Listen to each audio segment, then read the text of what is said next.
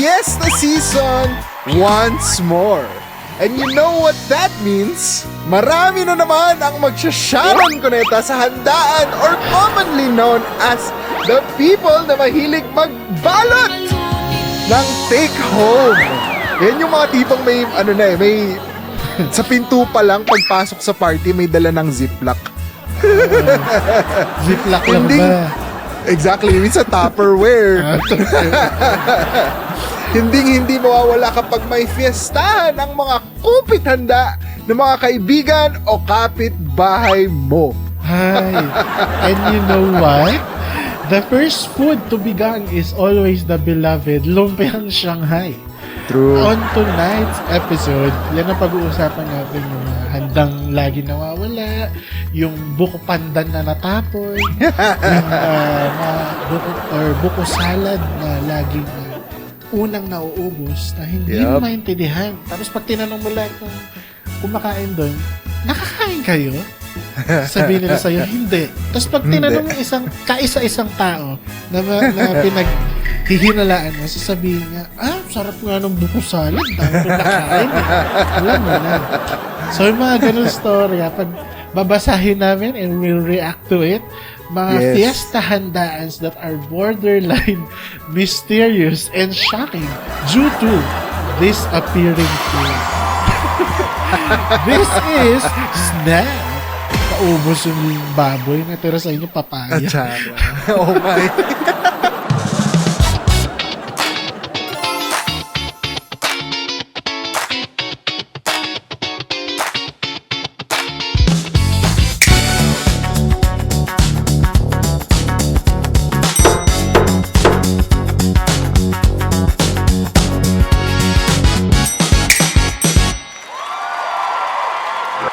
Okay, and welcome back to Snap, the show where it's a safe space at babasahin namin ang inyong mga secret or ang inyong mga storya. Oh, by the way, nakailang episode na pala tayo. May binuksan po kami. Wow! Ng nakakaraan. Binuksan po namin yung zipper ni Vincent. Hoy! Saan galing yun? Binuksan pala namin yung portal namin. Yun.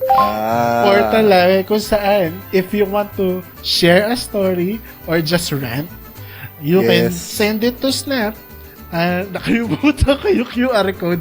Nakalimutan ko yung link pala, hindi pala QR code. Basta nandyan sa baba. Yan, basahin nyo na lang. Send nyo dyan kung meron kayo istorya at may gusto kayo i-share or i-rant lang. Babasahin na yun, i-feature namin yan dito sa Snap. Yes. Anyway, so, lang ibababa yung zipper ko. Madami pa yung zipper ko, ha? Galing mo rin no? Masasipong ko talaga. Ayan tuloy. Karma. Okay. This is the first question. Para sa mga maghahanda o nakagayak kami Mayor at Jetsa. Mayor. Mahal kong Maynila. Una naming question or rather story is from Carla, 31, who is from Pampanga. Hi Carla, how are you? So ang masarap yung mga hahanda dyan kasi Pampanga's best, di ba? Wala. Ano meron doon? Sino yun Kaya nga. Ginawa mo standard ng pagluluto ng Kapampangan. Masarap ka. Tama naman. Masarap dyan sa Pampanga. Pero, yun nga, ang kanyang storya ay may title na Balot Queen or Gutom Lang. Ano ba nangyari? Ito, sabi niya, Hello, Steph and Nix. So, ito na nga. Chismis. Oo, Fiesta narinig ko si narinig ko si Ethel Buba. So, ito na nga. Ganun din Ito na nga. Yan. Fiesta namin dito sa Pampanga. So, expected na bongga ang handaan like may lechon, sarap, kare-kare, at lahat na. Siyempre, proud ang nanay ko kasi todo asikaso. Then may isang tita akong dumating, nahiya ka pang pangalanan, with eco bag. may eco bag na dala si tita. Hindi lang isa ha, tatlo. Wow! Wow! Ang kapal. Diba? As in, prepared si ante. Ayan, hindi pa nga tapos magdasal. Ay, may mga ganyan akong kilala. Hindi pa tapos magdasal. Nakita ko na siyang nag-i-scan ng mesa, parang nakamisyon sa supermarket. Yun talaga yung mga yan. Fast forward, kumakain pa lang yung ibang bisita, si tita nakaposisyon na sa may lechon. Biglang naglabas ng foil at plastic containers from her bag like Mary Poppins. Ayan. Ang una pong public service sa mga uma-attend sa handaan.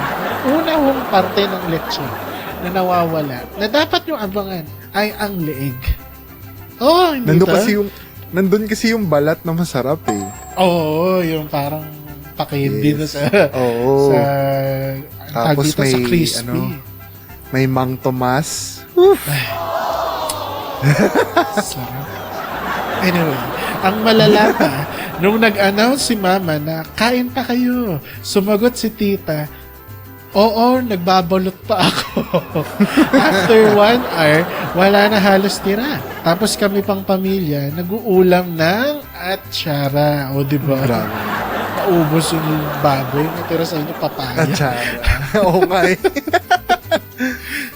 Ako naman, napaisip, fiesta ba to o survival game? Pero okay lang, at least natuto na kami. Next year, may limit na ang balot at mukhang may hindi na mai-invite ulit. Agree. For next year, may naka-tarpaulin na nakaganon. Hindi ka pwede. Tapos mukha niya lang. Parang yung mga binaban sa mga exclusive subdivision. Oo. Na makakatulog. Hindi pwede. Hindi yan luto. Kung gutom siya, kakain lang yan ng tama. Or siguro maraming pagkain doon sa plato na. Pero ang dami niyang binalot eh. Sabi mo 3 eco bag. O, diba? Sugapa na siya, sugapa. Sugapa na naman. Malay mo naman, pangahanda niya yun sa karinderya niya. Pinagkakitaan eh. Pinagkakitaan, grabe. Ay, naku. Kasi dati may kapitbahay kami ganyan, nagtatrabaho. Kinikwento sa akin. Nagtatrabaho daw sa ano yung sikat na lechonan? Sa... Milas lechon? Oo, Milas. Ayan, nagtatrabaho daw sa Milas, yung asawa niya. Tataka kami, lagi, ang hain dun sa karindera niya, pag bumibili kami, lechong paksiw. Wow. At lechon talaga. Kasi di ba may lechong paksiw na yung lechong Macau lang yung nagamit yung pork chop. Ito talaga lechon talaga. Sige nga, maghanap ka sa buong Pilipinas ng karinderya. Makahanap ka ba ng karinderya na nagbebenta ng totoong lechong paksiw? Goldilocks nga, hindi. Sorry, ibig sabihin. Pag may connect ka talaga, di ba? Connect lang yan eh. ang chismis sa lechonan, kakosa mo yung matador, yung nagagano. Oo. So, gagawin niya, di ba, malaki yan. Pag nagpunta po kayo sa Laloma, malaki yung mga kahoy na chap-chapan, ganyan. Oo. Ang gagawin, pak, chuk! yung mga extra yon. Jesus, ganyan yan. So, baka ganyan yung tsahin mo. Oo nga. Pinagkakitaan yung pesta food. Tapos sasabihin doon sa karinderya niya, uy, ako nagluto niyan. Nakakaw lang naman yun. Nakakaw talaga eh. Nakakaw is the word. Hindi na natuto. Kahit sino na lang talaga sa Pilipinas. Magsimula ba tayo dyan? Okay, verdict. Ay guilty. Guilty sa pagkasugapa ang tita mong gutom. But actually, hindi siya gutom. Negosyante siya. Restaurateur. Kasi, okay, to be clear, hindi ko sinasabay lahat ng tao sa restaurant magnanakaw. May mga ganito lang kami experience. Di ba minsan tatanungin sa'yo sa Baliwag o sa Andox, Sir, chop na po natin. Ikaw naman na tamad mag-chop sa bahay. Oo ka naman. Oo ka lang. Pag uwi mo ng bahay, bawas. papatanong ka, pilay ba tong manok na to? Bakit isa lang ang leg? Mga ganun. Hindi, totoo yan. May o kaya minsan, milagro siguro mabuhay tong manok na to. Kasi isa pakpak. O kaya isa walang pakpak. O, saan napunta yun, di ba? Baka pagka-chop na ganun. Wala, pag ako nag-order kasi sa Baliwag, nakabantay ako. Talagang nakaganon ako. Yung lempo ko, On to our next question. This next question comes from Brian, who's 34, na taga QC. Ang title ng kanyang tanong ay Second Round to the Emergency Room. Very relatable. Alam na natin kung saan papunta tong storya na to. Sa huli may magtatanong, may dyspepsia ka ba? Exactly. Okay. According to Brian, hello, Crumb Society. Share ko lang itong pinsan kong si Kuya Jun. Tuwing fiesta. Legendary eater. Kuya Jun, idol kita. As in, kilala siya sa pamilya namin na hindi tumatanggi sa pagkain. Which is a nice way of saying, hindi talaga tumitigil. Kuya Jun. Bigyan mo ng gulong, subukan mo. Or yung mga niloloko na di ba nangyari yun na naprito yung towel, kala manok.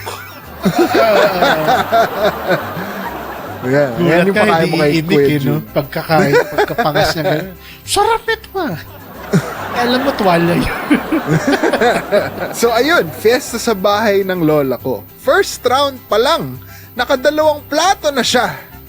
Sabi namin, Kuya, alalay lang. Ngumiti lang siya. Sabi, warm up pa lang to. Akala namin, joke. Hindi pala. By the second hour, nakailang balik na siya.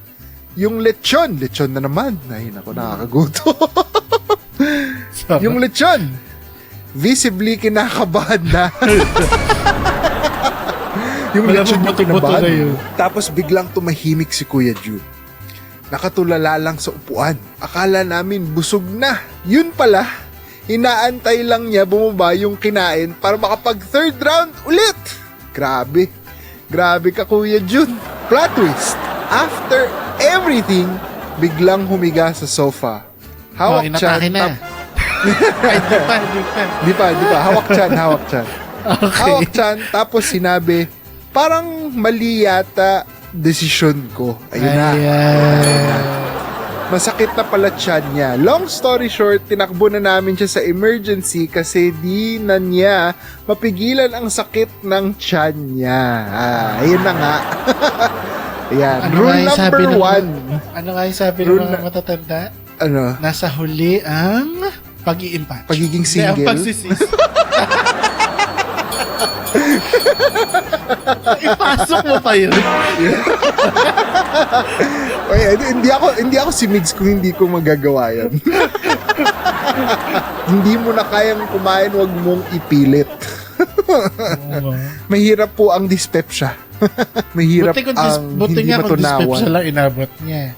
Actually, yes. Di ba? Parang katulad ng mga nagmumukbang. May mga nagmumukbang na bigla na lang stroke na pala, hindi mo diba? alam. Hirap yung ganun. Hindi ko alam kung ilang taon ka na, pero kung above 30s ka na, alalay talaga sa puso. Di ba? Hindi na pwede. Pag mataas ang alta presyon, inom na ng Lasartan, yeah. Hindi ko alam. Buti ko pa sabihin, alaksan. Pwede na alam inatake sa puso. Inatake sa puso. Tingin ko ang pinakamahirap sabihin mo kay Kuya Jun. Pag nakakita na ng liwanag, sama na. Kalaban. Hospital. Sama lang. Kita may liwanag, straight ahead. Mas madaming pagkain doon, sama lang. Sama lang. Ang verdict natin kay Kuya Jun, guilty! Impatyo ang ending mo. Swerte mo na lang kung yan lang. Buti nga, impatyo lang eh. Paano ko yung sinasabi ni Migs? On to our next question. This question comes from Denise, who's 28, from Etivac or Cavite. Yung title ng kanyang story ay Feeling Close sa Fiesta. Wrong spelling pa. Failing. Grabe ko naman. Hindi baka nagmamadali. Na-excite siya mag-share ng kwento eh. Hello from society! Panalo.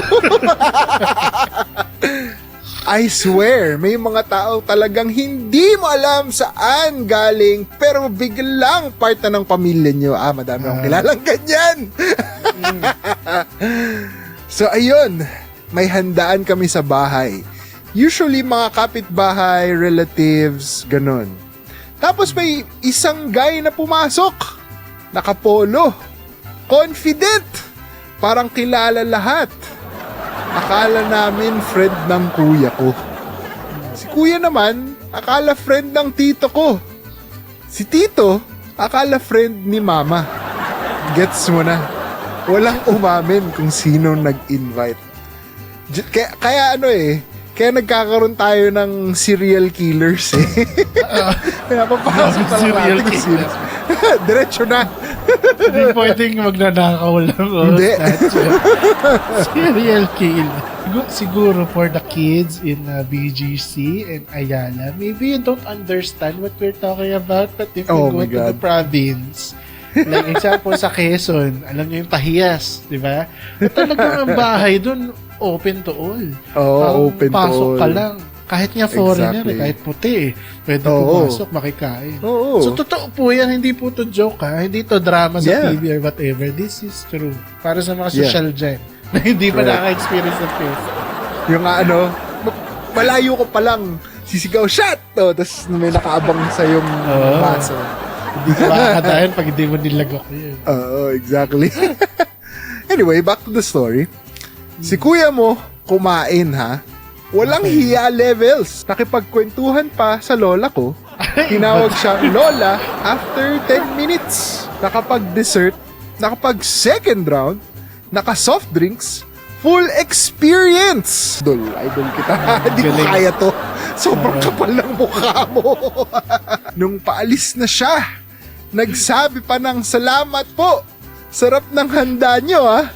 Next year ulit. Next year! Parang lupit-lupit ka nga dito. Nasa ubo ko dyan. Mahampas ka. Hanggang ngayon, hindi namin alam kung sino siya. Pero honestly, sabay-sabay nating sabihin, ang kapal ang mukha niya. Yeah! Grabe yun. Kaya minsan, may mga parang privacy concerns kung tatawagin natin sa mga fiesta. Kasi kung sino-sino na lang talaga yun. Parang high status, tapos biglang may ganyan.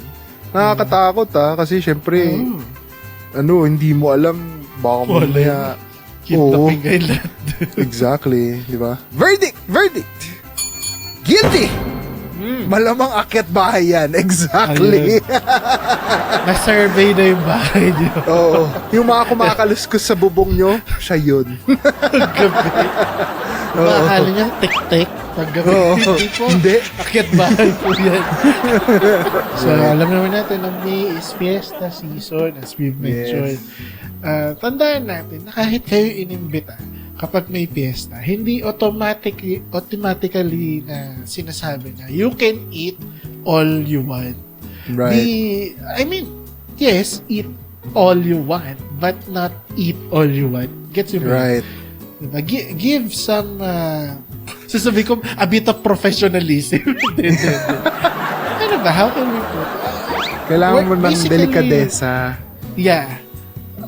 Kailangan mo ng don't delikadesa. forget your manners. Exactly. No? Yung kumbaga, kung wari, nakita mo, may 20 ng lumpiang Shanghai dyan, huwag mo kainin yung 19. Oo. Yung magtitira ka lang ng isa. Oo. Kain ka lang 3, ganyan. Iba naman kasi kinakain nga 3. Tapos sa round 2, 3 din. O di parang 3, 6, 9, 12, 15, 18. Ganun din yun. Ganun din yun, yes. As someone na malakas talaga kumain, marunong naman ako okay na yan. Kailangan din kumain ng iba. Or magtatanong ako na pwede bang ubusin ko na to, 'di ba? At least meron kang manners na at least, 'di ba? Hindi yung basta-basta mo na lang kukunin. Mahiya ka naman. Buti sana kung parang buffet yan. Parang Vikings. Right. Limited talaga, overflowing. Sige, hintayin mo mag-refill. Pero ito kasi syempre bahay, probinsya, di ba? Preno din ng konti. Huwag yung ganyan si Kuya Jun. Oo. Na hindi pa yung pera ng pagkain, ay yung malamon. Oo nga. Meron din. Okay, may isa pa akong kwento. Di pa daw nagsisimula yung handaan. Yun nga, naghahanap na ng pagkain. Alam mo kung ano hinahanap? Pagkain nila kinagabihan. Kunwari, nagpaksiw sila ng gabi. Hinahanap na meron kayong paksiw dyan? Special request. Di ba pumunta ka nga doon para kumain ng lunch sa fiesta? Tapos maghahanap ng pagkain nila na tira kagabi? Tara, ano ba yan? Grabe naman. Special request. Special request. Again, be considerate to others and just have fun. Be like me. Sige. Pumayag na ganun eh. Sige. Anyway, that's it for our episode today. Make sure to subscribe and follow our YouTube channel, which is Crumb Society, for more fun conversations. I'm Stephen. Make sure you're also following us on Spotify and Apple Podcasts. And don't forget to give us a thumbs up over there as well. I'm Miguel, and this is Crumb Entertainment. We'll see you again next time. Bye-bye! Bye! Happy Fiesta! Happy Fiesta!